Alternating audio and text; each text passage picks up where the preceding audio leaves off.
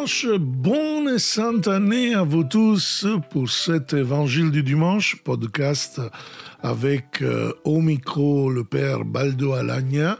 Et dans ce nouveau 2023 qui soit merveilleux, année de grâce du Seigneur, nous allons prendre notre Évangile du dimanche, donc Luc 2, 16, 21, dans cette solennité de Marie, la Sainte Mère de Dieu. Et le premier jour de la Nouvel An, il s'ouvre avec un souhait, une bonne nouvelle. Quelle est la bonne nouvelle qui nous porte Luc? Que tous ceux qui la religion peuvent retenir, considérer comme loin de Dieu, en réalité, pour Jésus, sont les plus proches du Seigneur. On va écouter bien qu'est-ce que va nous dire l'évangéliste. Pour comprendre bien, il faut revenir un peu en arrière ce qu'on a dit la nuit de Noël, donc quelques versets avant. Donc quand les bergers sont appelés par l'ange du Seigneur justement à aller se rendre à la Sainte Famille. Et Dieu lui-même, donc nous savons bien que l'ange du Seigneur, ça veut dire que Dieu lui-même entra en contact avec les hommes, se présenta à eux, et il ne les a pas châtiés ou complètement foudroyés dans sa colère parce que c'était des impurs comme il considérait le Talmud et tous les juifs du temps. Mais il les a enveloppés dans sa lumière, c'est-à-dire dans son essence, dans son cœur plus profond, c'est-à-dire son amour. L'évangéliste, en effet, il va dire que la doctrine traditionnelle au temps de Jésus était complètement trompeuse. En effet, ce Dieu qui prêche, ce n'est pas vrai qu'il est tout-puissant. Parce que, ce Dieu qui doit donner un prix à ceux qui sont dans la bonté, avec des œuvres bonnes, et châtier les méchants, en effet, il se manifeste différent. Dieu se rencontre avec les pécheurs, ne va pas les châtier, ne va pas les foudroyer, mais les enveloppe, je répète, de son amour. Et c'est ça qui est l'événement qui précède notre péricope. Alors, en ce temps-là, les bergères se hâtèrent d'aller à Bethléem et ils découvrirent Marie et Joseph, à différence des rois mages qui vont découvrir simplement Marie et l'enfant. Alors, les bergers vont découvrir Marie et Joseph avec le nouveau-né couché dans la mangeoire. Donc, nous voyons que le Fils de Dieu qui était annoncé à eux n'est pas né dans un grand palais avec tout en or et grande noblesse. Il n'est pas né dans un temple, mais il est né dans une condition très similaire au berger, donc dans une mangeoire au milieu des animaux, dans une impureté, on pourrait dire. Parce que, justement, le premier annonce était donné à eux. Et eux, ils connaissent bien cette condition-là. Et après avoir vu, ils racontèrent ce qui leur avait été annoncé au sujet de cet enfant. Donc, qu'est-ce que c'était dit par l'ange du Seigneur? L'ange du Seigneur avait communiqué, eux, une grande joie, la naissance de Jésus, Sauveur, Dieu sauve. Pas l'arrivée d'un justicier, pas l'arrivée de quelqu'un qui allait châtier les méchants, mais c'est lui qui donnait une grande joie au peuple. Donc, le Sauveur. Et en face à cette nouvelle, cette bonne nouvelle, on voit en effet dans ce passage qu'en effet la Sainte Famille, il n'est pas trop dans la joie. On voit vraiment soit un petit peu de stupeur, mais aussi un peu de quelque chose qui en effet fait le dégoût. Pourquoi? Regardez bien. Tous ceux qui entendirent s'étonner de ce qu'il leur racontait le berger. Oui, bien sûr, on peut interpréter que l'étonnement, c'est de la contemplation. Mais en effet, nous ne comprenons pas pourquoi après, notre évangile dit « Marie, cependant, retenait tous ces événements et les méditait dans son cœur. » C'est vraiment pas facile à interpréter parce que si l'étonnement est positif, pourquoi Marie va contre-courant, cependant? Alors, déjà, il faut bien comprendre le mot s'étonner. Après, le mot méditer. Marie retenait tous ces événements. Très belle traduction. Parce qu'en effet, le grec, il nous donne un mot qui peut être chose ou événement. Quelque chose de concret. Donc, on ne peut pas mettre des choses de concret dans son cœur. Et méditer dans son cœur, méditer dans sa tête, mais pas dans son cœur. Qu'est-ce que ça veut dire le cœur dans la Bible? C'est la volonté, c'est la direction de sa vie. Et méditer, la méditation va naître dans le 16e, 17e siècle. Donc, Marie ne méditait pas à la manière des grands maîtres spirituels du 16e. Alors, il faut voir que cette parole, en effet, c'est très moderne. Marie, devant ceux qui racontaient les bergers, donc tout le monde était étonné, hein? Donc tout le monde était dégoûté. Parce que, en effet, ne correspondait pas à la tradition. La tradition doctrinale, elle disait que Dieu arrivait et châtiait les impurs. Et là, les bergers sont des impurs. Comment Dieu s'est manifesté à ces bergers sans les avoir châtiés? Première chose. Et surtout, la nouveauté, le scandale de la miséricorde, qui va être tout le fil conducteur de l'évangile de Luc. Voilà pourquoi on l'interprète comme ça. Donc Marie, cependant, retenait tous ces événements. Quel mot hébreu il veut traduire ce mot événement? L'unique mot qui en effet peut dire chose, événement, c'est davar. Davar, c'est la parole. Mais en même temps, c'est un fait, c'est un événement. Donc, retenez, on pourrait traduire toute cette parole, toutes ces manifestations de Dieu concrètes. Alors là, les méditer dans son cœur, nous comprenons bien le sens, mais désolé, méditation, c'est une lugubration mentale. Hein? Marie n'est pas née après la Révolution française, la période de Lumière.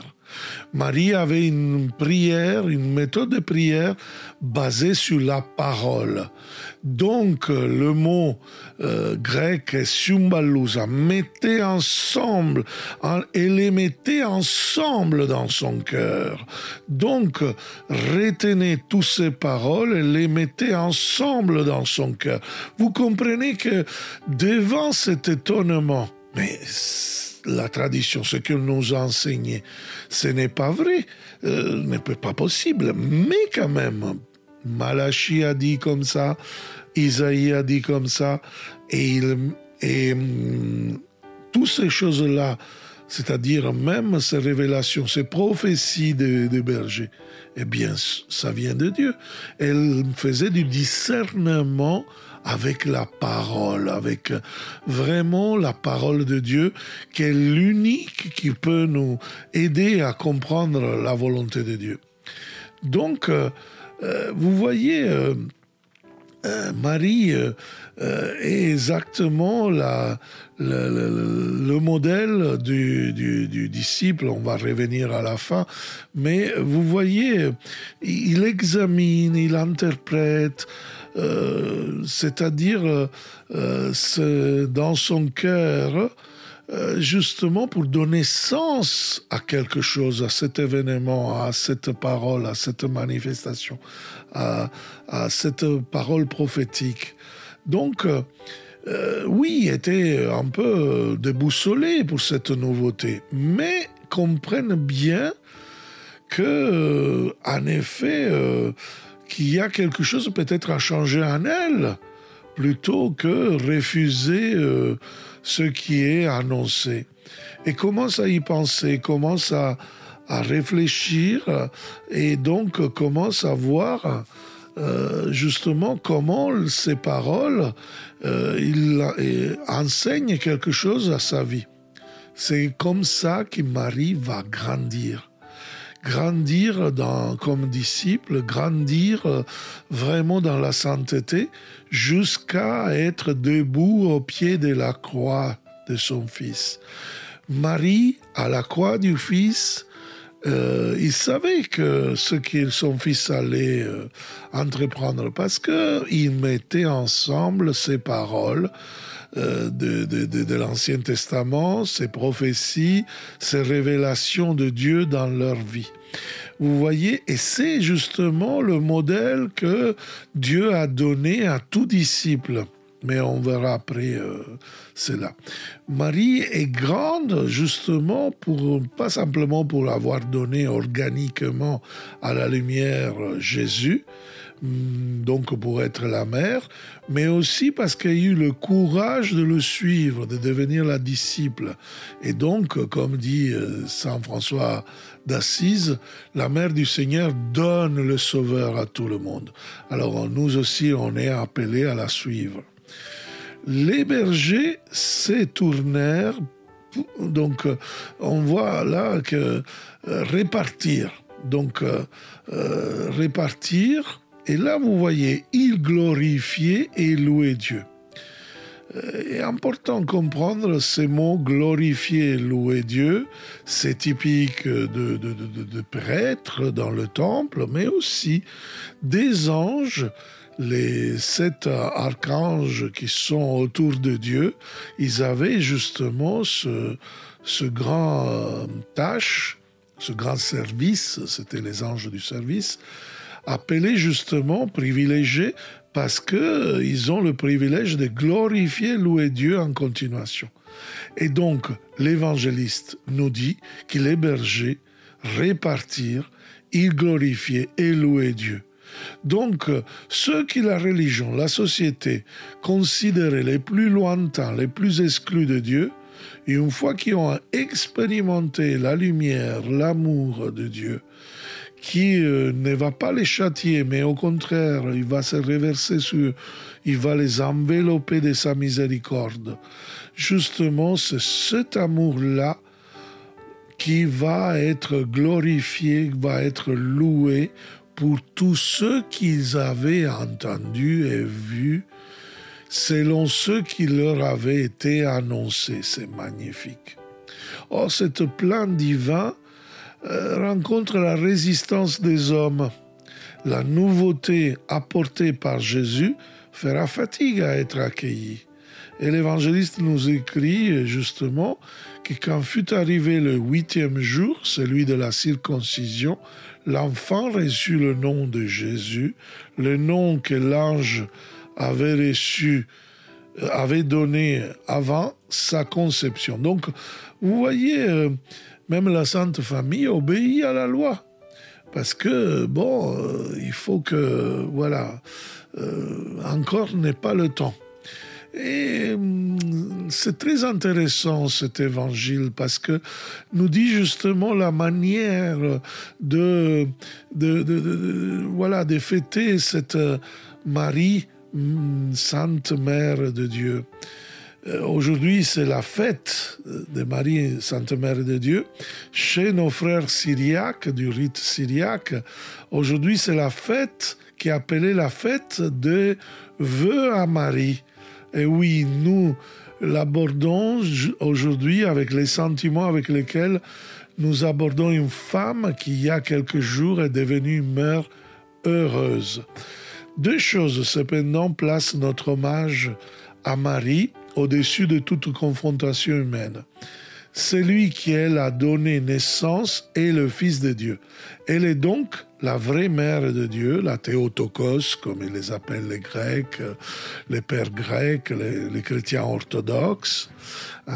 L'Église a défini cette vérité dans une des premières rencontres œcuméniques dans le concile d'Éphèse, dans le 431. Et saint Ignace d'Antioche, il va dire, un des martyrs plus importants de l'Antiquité chrétienne, dit que Jésus est le Fils de Dieu et de Marie. Et donc, place Marie à une place vertigineuse parce qu'il la met à côté du Père Céleste. Et en même temps, la place si près de nous qu'elle fait d'elle notre mère, la mère de l'Église. Et Jésus, qu'elle a donné naissance, nous a pris en effet comme des frères. Il nous a unis à lui profondément, qu'il a donné un seul corps. Aujourd'hui, nous allons entendre justement la lecture des Galates qui nous dit ce que Saint Paul, c'est un leitmotiv de Saint Paul. Par exemple, Romains 8, 29, Saint Paul nous dit que Jésus est le premier-né d'une multitude de frères. Et aujourd'hui, aux Galates, nous a rappelé dans les paroles sublimes de cette lettre, au chapitre 4, versets 4 à 7, que Dieu a envoyé son Fils né d'une femme, et soumis à la loi de Moïse, afin que nous puissions être adoptés comme fils. C'est magnifique. Au moment où Jésus, en Marie, devient fils de l'homme, nous, enfants des hommes, devenons enfants de Dieu. Au moment où il passe du statut de fils à celui de serviteur, nous qui étions serviteurs devenons enfants. C'est exactement les deux choses qui arrivent entre la naissance et le mystère pascal. C'est pour cela que Saint Paul il va dire justement... dans cette lecture, il va nous dire cela. Et la preuve que vous êtes des fils nous dit Dieu a envoyé l'esprit de son Fils à nos cœurs.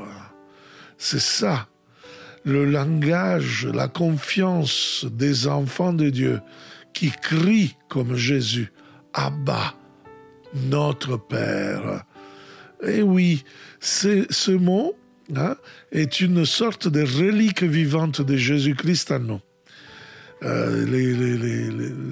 Les pères, les théologiens du Concile Vatican II, ils vont l'appeler ipsissima vox, c'est-à-dire sa propre voix qui nous est parvenue sans passer par aucune traduction. Abba, pria Jésus-Christ. Partout dans l'Évangile, on le voit. Devrions-nous souvenir plus souvent de ce droit incroyable et doux qui est le nôtre? Nous devrions imiter notre frère Jésus, qui dans l'angoisse du jardin des Oliviers, comme dans l'élan des joies, s'est toujours tourné vers son Père. Père, si c'est possible, éloigne-moi, blablabla. Je te remercie, Papa du ciel. Père, Abba, je remets en toi mon esprit entre tes mains. Notre vie chrétienne a besoin de cette large portée pour ne pas être triste, pour ne pas être ancré dans le bas-fond de l'aridité et du formalisme. Aujourd'hui, j'ai célébré la messe justement à l'EHPAD, ici Sainte-Catherine-Labouré à Toulon, et vraiment les personnes âgées présentes m'ont remercié de rappeler cela parce que la tristesse, les douleurs de la vie, les choses les plus mauvaises peuvent vraiment nous éliminer le grand don que nous avons qui est fait par le Saint-Esprit à nous, qui crie Père. Et si nous apprenons vraiment à fonder toute notre vie sur cette relation filiale avec le Père, nous y trouverons l'unité de toute la foi, nous découvrirons la relation qui nous lie à chacune des trois personnes divines. Nous allons au Père par Jésus-Christ dans l'Esprit Saint. Toute prière est comme ça, au Père par Jésus-Christ dans l'Esprit Saint. Et nous n'y allons pas individuellement, mais voilà, nous n'allons pas comme un petit morceau de ce corps. Mais en tant que communauté des sauvés, en tant qu'Église, dont Marie est la mère, le modèle. Voici les réflexions inspirées par la belle lecture de Saint Paul aux Galates qui éclairent notre évangile. Parce que, en effet, Marie est vraiment la mère qui gardait toutes ces choses. Vous voyez, cette parole très étonnante qui nous dit la manière de prier de Marie avec la parole, mais une parole réma, une parole vivante, une parole qui retenait et surtout, justement, qui examinait dans son cœur. Et toutes ces paroles, tous ces événements de son époque prophétique disaient quelque chose de la parole de Dieu, ou des choses qui n'avaient rien à voir avec la parole de Dieu, mais étaient enseignées, étaient annoncées comme parole de Dieu. Et tout ce qui s'est passé à l'occasion de la naissance de Jésus, le Noël, le mystère de Noël, était pour elle quelque chose qu'elle gardait dans son cœur, qu'elle pouvait mettre ensemble. Et c'était une école de foi. Qui sait combien de fois Marie a repensé à ces événements. Voilà son style d'oraison, sa manière de prier avec la parole, avec la manifestation de Dieu, qui une fois qui est dans la mémoire, on peut la reprendre à tout instant. Voilà le style de prière de la Vierge, qui est le style justement qui a proposé à tout chrétien, frères et sœurs, une école de foi de la Vierge Marie, qui elle était l'école de Jésus dans 30 ans, dans les 30 années cachées à Nazareth. Moi, je ne suis pas convaincu, comme ils disent les évangiles, qui ne seront pas rentrés dans le canon biblique. Les évangiles apocryphes ont raison. Non, moi, j'ai du mal à penser que Jésus, tout petit enfant, il faisait des miracles. C'est par cette école de la foi, cette école de la parole, de l'événement, de comment se manifeste Dieu dans la vie de la Sainte Famille, que Jésus va apprendre sa vocation, sa mission, son ministère. Et grâce à la Mère de Dieu, justement, nous pouvons voir comment Jésus s'est fait chair en elle, déjà une fois, et après, petit à petit, elle a nourri jusqu'à à le faire chair dans le reste de sa vie, dans le sens où chacune de ses gestes, de ses attitudes, chaque instant était inspiré par la parole de Dieu et en était une réalisation fidèle. Marie et la parole de Dieu fait silence. Et oui, elle se tient silencieusement debout au pied de la croix, parce que dans le silence, elle croit à ses paroles. Cependant, ses yeux, ils voient quelque chose épouvantable pour une mère. Donc, sera silencieuse aussi à la Pentecôte, à la chambre haute, parce qu'elle était sûre que le Saint-Esprit serait venu pour donner cette permanence, cette Pentecôte permanente dans l'Église. Et donc, nous pouvons pas limiter dans la première incarnation, mais nous pouvons limiter dans la seconde. Comme disait Saint Augustin, nous pouvons, comme Marie, concevoir la parole avec notre esprit, littéralement notre mental, notre cœur. Nous pouvons accueillir la parole, garder dans nos cœurs et en faire la lumière pour nos décisions, la lumière pour nos pas, nos pieds, la nourriture de notre vie. Voilà le sens de cette fête. Et on pourrait répéter la parole de Jésus en Luc 11, 28. Heureux ceux qui écoutent la parole de Dieu et la gardent. Et lui a dit cette parole en regardant sa mère, parce qu'il disait, qui est ma mère? Et ceux que justement écoutent la parole de Dieu et la gardent, la met en pratique. Nous terminons donc en revenant sur l'idée d'échange à partir de laquelle nous avons commencé cette réflexion. À la lumière de la fête d'aujourd'hui, Marie, la Sainte Mère de Dieu, nous apparaît le don merveilleux que Dieu et les gens humains ont échangé à Noël. Nos frères de rite byzantin parlent de Jésus à la fête de Noël dans cet hymne qui est l'Idiomelon au grand vêpres de Noël. Que pouvons-nous t'offrir, ô Christ, pour que tu sois devenu un homme sur la terre? Chaque créature te porte le signe de sa gratitude. Les anges chantent, les cieux, leur étoile, la terre, une grotte, le désert, une crèche.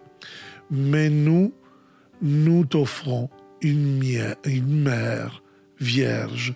La race humaine a donné à Jésus Marie, sa plus belle créature, et comme mère. Mais attention, dans l'année liturgique, quand arrivera le mystère pascal, à la fin de sa vie, Jésus va nous donner à nouveau, va réchanger ce don, va nous donner Marie pour notre mère, quand va nous dire « Fils, voici ta mère ». Voilà, avec ces paroles, nous terminons ce podcast L'Évangile du dimanche. Et dans ce 1er janvier, fête justement Journée mondiale de la paix, nous voulons demander par intercession de la Vierge Marie, la Mère de Dieu et notre Mère, Mère de l'Église, de pouvoir donner, de bloquer les mains des violents et permettre que dans tous les pays où actuellement il y a la guerre, particulièrement l'Ukraine, la Syrie, l'Afghanistan, l'Iran, et, Taïwan, Nigeria et tous les pays où il y a la guerre, ils puissent avoir la paix. Au nom de Jésus-Christ et par intercession de Notre-Dame, la Vierge Marie. Voilà, avec ces pensées, je vous souhaite un bon dimanche, une bonne année, bonne et sainte année et à la prochaine.